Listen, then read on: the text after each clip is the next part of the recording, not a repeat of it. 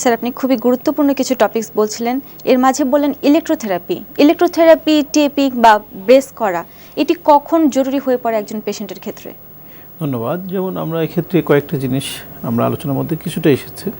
যেমন ইলেকট্রোথেরাপিতে আমরা যেটা করি, ওখানে যে ইনফ্লামেশনটা রয়েছে সেটাকে রিডিউস করা, তার চারিদিকে যে মাংসপেশি বা লিগামেন্টগুলো রয়েছে সেগুলোকে স্ট্রেনথেনিং করা বা শক্তিশালী করার জন্য আমরা এক ধরনের ইলেকট্রিক্যাল স্টিমুলেশন ইউজ করি।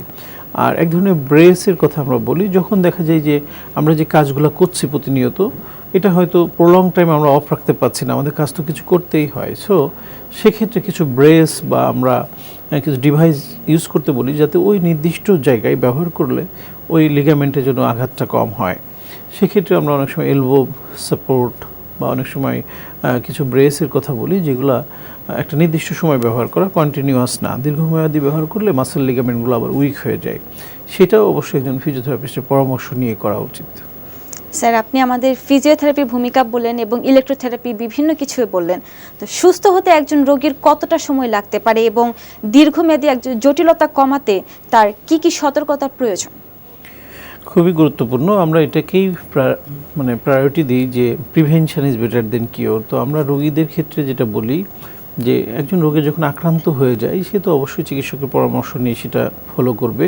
কিন্তু যে এখনও আক্রান্ত হননি, তার ক্ষেত্রে যেটা করা উচিত যে আমরা যদি এটাতে আক্রান্ত না হই, সেক্ষেত্রে কিছু নিয়মকানুন মেনে চলো। আমরা বলি আধা ঘন্টা 40 মিনিট একাধারে যদি আমরা কাজ করি, এরপরে 10 মিনিটের জন্য একটা ব্রেক নেওয়া।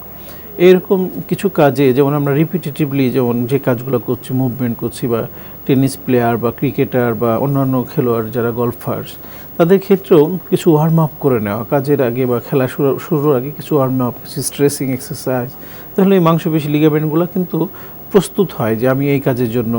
কিন্তু হঠাৎ করে যদি আমরা খেলতে যাই বা কাজটা করতে যাই, এটা দীর্ঘমেয়াদী হলে তখন আমাদের মাসেল লিগামেন্টগুলো একটু টাইট হয়ে থাকে। স্ট্রেসিং না করার ফলে বারবার ছোটো ছোটো ট্রমা আমরা আক্রান্ত হই এবং আমরা প্রতিনিয়ত সমস্যায় ভুগতে থাকি। তো যেটা আপনি বললেন যে দীর্ঘমেয়াদী প্রবলেম নিয়েও কিন্তু অনেকে আসে, তবে আমাদের এক্সপিরিয়েন্স দেখি যদি 2 থেকে 3 সপ্তাহ সে রেগুলার ফিজিওথেরাপি নেয়, নিয়মকানুন মেনে চলে, এইগুলো থেকে পরিত্রাণ পাওয়া সম্ভব হয়। আর একটা শ্রেণী আছে যাদের বিভিন্ন রকম আর্থ্রাইটিস থাকে, যেমন আমরা বলি রিউমাটয়েড আর্থ্রাইটিস বা অস্টিও আর্থ্রাইটিস, এই ধরনের সমস্যার সাথেও এই কোনো ব্যথা রিলেটেড। তো রিউমাটয়েড আর্থ্রাইটিসের রোগীরা এমনি সমস্ত জয়েন্টেই তাদের ব্যথা হয়, সাথে সাথে এলবো জয়েন্টও সেটা একটা গুরুত্বপূর্ণ জয়েন্ট। সো তাদের এই পেইনগুলো, এক্ষেত্রে তাদের কিছু ডিজিজ মডিফাইং ড্রাগের প্রয়োজন পড়ে, যেটা একটু লং টাইম খেতে হয়। এর পাশাপাশি নিয়মকানুন মেনে চলা, ওষুধ, ফিজিওথেরাপি, এক্সারসাইজ, জীবনযাত্রা প্রণালীতে পরিবর্তন, সব কিছু যদি মেনে চলে তাহলে তারা দীর্ঘমেয়াদী ভালো থাকে। বাট এই রোগগুলো একবারে কিওরেবল না, বাট নিয়ন্ত্রণযোগ্য, নিয়ন্ত্রণে রাখা যায়। স্যার, আমরা একেবারেই অনুষ্ঠানের শেষ পর্যায়ে চলে এসেছি। যাওয়ার আগে আপনি আরেকটি প্রশ্নের উত্তর দিবেন, সেটি হচ্ছে কনুইয়ের ব্যথা প্রতিরোধে একজন সাধারণ রোগীর জীবন ভিত্তিক লাইফস্টাইলে বা কর্মস্থল ভিত্তিক কি কি পরিবর্তন করা উচিত? জি, ধন্যবাদ। আসলে প্রিভেনশনের ক্ষেত্রে সবচেয়ে গুরুত্বপূর্ণ হলো আমরা কন্টিনিউয়াস যে কাজ করছি সেক্ষেত্রে একটু বিরতি নেওয়া। যেমন কিছু আইটি প্রফেশনাল আমরা পাই, বলে যে 8 ঘন্টা 10 ঘন্টা একই পোস্টারে বসে আমরা কাজ করি, লেখালেখি করি, বিভিন্ন কোডিং করি, বিভিন্ন ডিজাইন করি। সো এই যে একাধারে কাজ করা 8 ঘন্টা 10 ঘন্টা, এটা আসলে কোনোভাবেই শরীরের জন্য ভালো না। সেক্ষেত্রে আমাদের অবশ্যই 40 থেকে 45 মিনিট পরে একটা ব্রেক নেওয়া।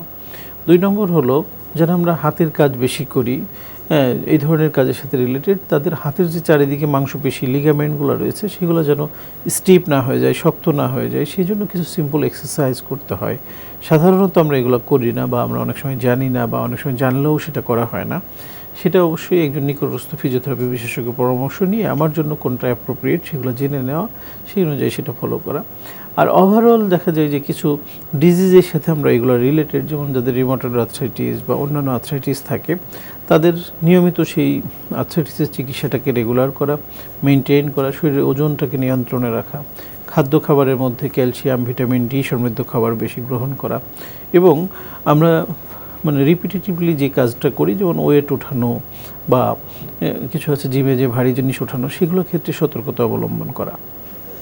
স্যার, আপনাকে অসংখ্য ধন্যবাদ এই কনুইয়ের ব্যথা কী কারণে হয় এবং এর কী কী মাধ্যমে তারা পরিত্রাণ পেতে পারে এগুলো বলার জন্য। আশা করি আমাদের দর্শকরা অনেক বেশি উপকৃত হবে আজকের এই অনুষ্ঠান থেকে। জি, আপনাকেও ধন্যবাদ।